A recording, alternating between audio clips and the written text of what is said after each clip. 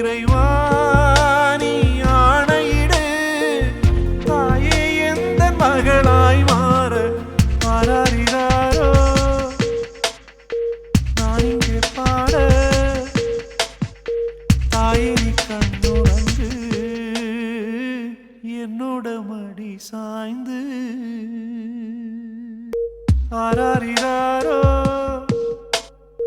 நான் இங்கே பாட தாயே நீ கண்ணுறங்கு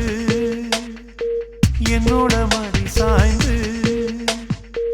ஆராரி